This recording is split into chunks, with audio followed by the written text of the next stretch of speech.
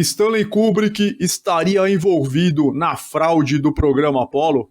Em 1968, era lançado o filme de ficção científica 2001, Uma Odisseia no Espaço, produzido e dirigido por Stanley Kubrick, coescrito por Kubrick e Arthur C. Clarke, baseado parcialmente no conto The Sentinel, do próprio Clarke. O filme ganhou o Oscar de melhores efeitos especiais. Por coincidência, entre aspas, durante os anos 60, Stanley Kubrick sempre era visto e fotografado nos corredores da NASA, conversando com os diretores da agência espacial, inclusive com o administrador sênior George Miller. E muitas vezes ele estava na companhia de Arthur C. Clarke, autor de ficção científica. Agora eu vou deixar para vocês 2 trechos extraídos de documentários a respeito do filme O Iluminado, de Stanley Kubrick, onde o diretor nos revela, através de mensagens subliminares, a farsa relacionada às missões lunares. Fiquem aí com os trechos dos documentários, eles estão devidamente legendados. Por hoje é só, fiquem todos com Deus, em nome de Jesus. My interpretation of The Shining is that there's many levels to this film. This is like three-dimensional chess, and he's trying to tell us several stories that appear to be separate, but actually are not. And he's doing this both through the overt script that he wrote.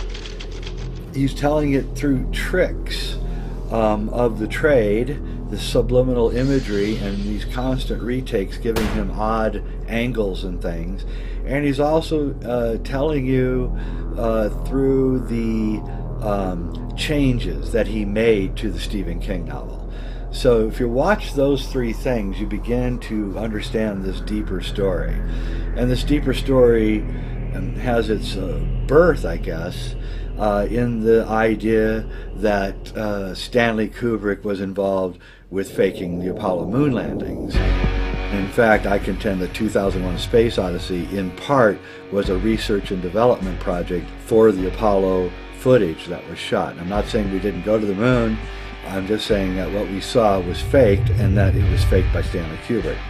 And I've had Hollywood special effects people from the 60s and 70s who were front screen projection experts tell me that I absolutely have nailed the Apollo footage as being the result of front screen projection. Just go to any Apollo site and look, and you'll see that they have to hide the bottom of the screen, and you can always see the set screen separation line in every Apollo footage, every Apollo image, and the video footage that has a background. And Richard Hoagland, the researcher, has looked into the Apollo imagery, and he has found all sorts of problems with it, because in the sky around the astronauts he's found reflecting lights and refracting things and kind of a junk and geometry and things that are in the sky, and he concluded wrongly that there are gigantic alien cities made out of glass. What he's really saying is the reflections of light off the tiny beads on the Scotch-Light screen, which is being used in the front screen projection process.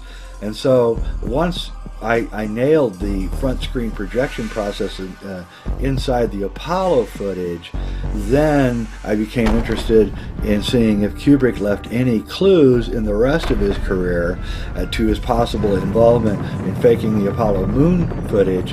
And I was overjoyed about 2 years ago when I received my Blu-ray copy of The Shining, and I put it in my Blu-ray machine and sat down one night to watch it, and I realized that all of the things that one could imagine that Stanley Kubrick would have had to go through to fake the Apollo moon footage, and there in the movie, every time that Stanley deviated from the Stephen King novel, he deviated into those exact questions.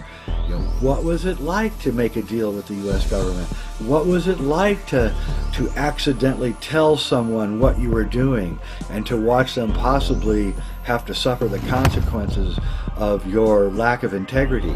What was it like to lie to your wife and tell her that you were doing one thing when you were doing another? What was it like when your wife found out what you were really doing? These are the questions that I had long before I'd seen The Shining again after maybe an 8 or 9 year absence. And I wasn't sure I was right for the first hour. I wasn't sure that I had actually, I wasn't sure if I was blurring the line between what I wanted to see and what I was seeing. And then at about 58 minutes in the film is the famous scene where Danny's playing with his trucks and he stands up and he's wearing the Apollo 11 sweater with a rocket taking off. Then I knew I had nabbed it. And then I started watching the film with an intensity that I don't think I've ever watched a movie before. And every line began ringing true. Wendy, that is just so typical of you. Don't you know I have obligations to my employers? Do you have any idea what a contract is? Do you know what an agreement is? Jack Nicholson's whole tirade against his wife, that's Stanley. That's Stanley telling his wife that, after she discovered what he was doing, which was the Apollo footage.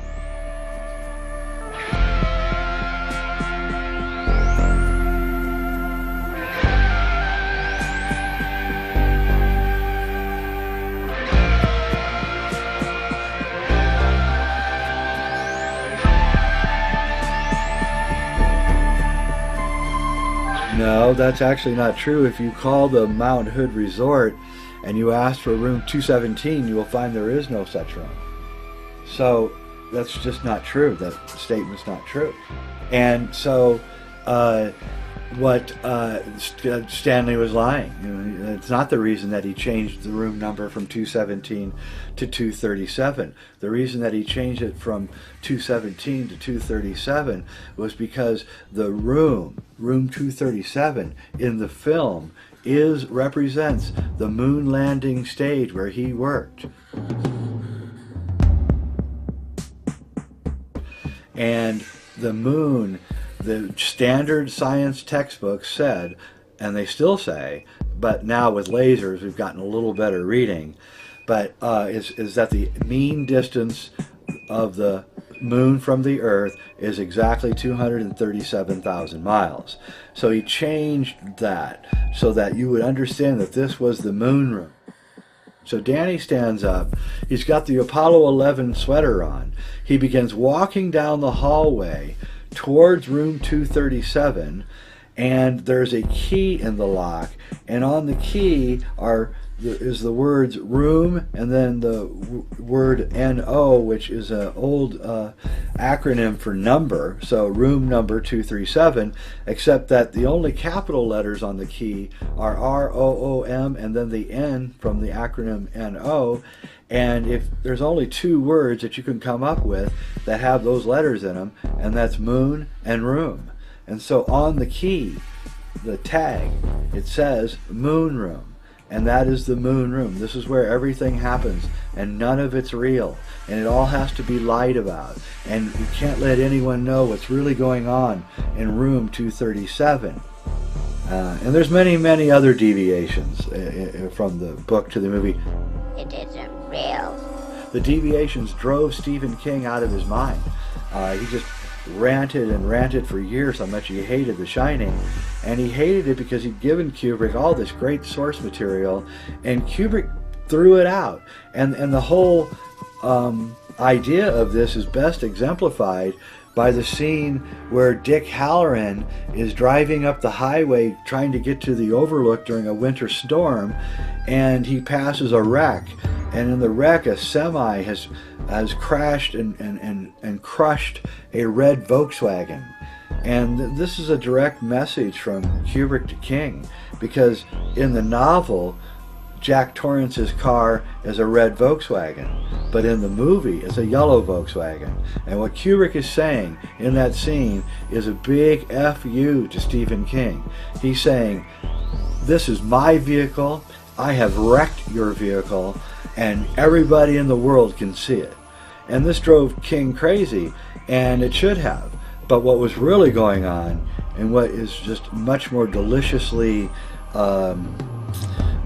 fascinating about all of this, is that in fact Kubrick was faking the making of the Stephen King novel in order to reveal the idea of what he went through to do the Apollo moon footage.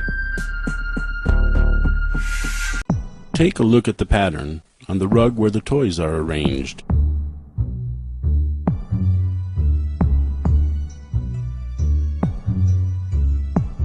Does that pattern remind you of anything you would see at the National Aeronautics Space Administration, NASA?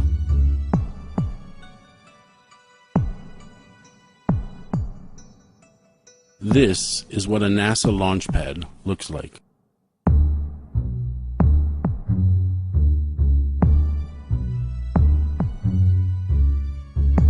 Here's another image of a NASA launch pad.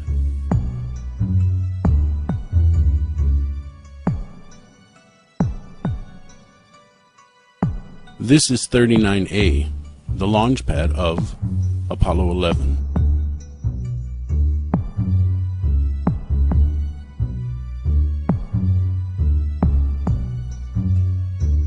The boy, Danny, symbolizes Stanley Kubrick. He is kneeling in the center of an imaginary launch pad. Look at Danny's sweater. There is an image of a rocket on it. Not just any rocket, a very special one. Danny begins to stand up. The rocket is beginning to lift off.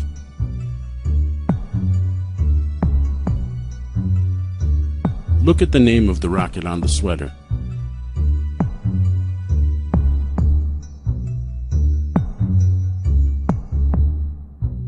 And the name is Apollo.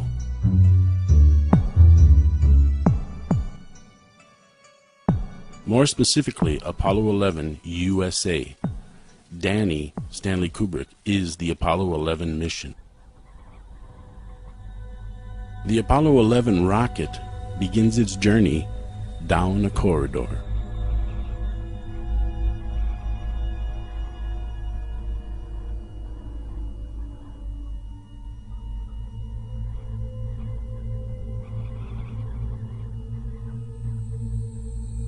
The journey of the Apollo 11 rocket brings us to a room with an open door.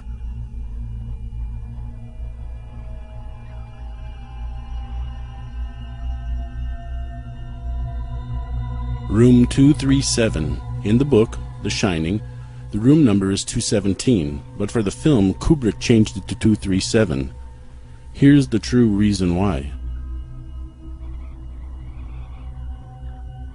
The moon, the natural satellite of Earth, visible by reflection of sunlight and traveling around Earth in a slightly elliptical orbit at an average distance of about 381,600 kilometers. The American Heritage Science Dictionary. 381,600 kilometers converted to miles is 237,000. Room 237 represents the moon. Danny enters room 237, the moon room. This is where Stanley Kubrick films the Apollo 11 moon landing.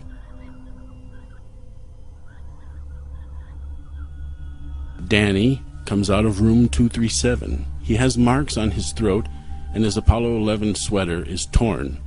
His mother wants to know what happened to him, but now he won't speak about what took place in room 237. Kubrick has been forced to remain silent about the Apollo 11 moon hoax.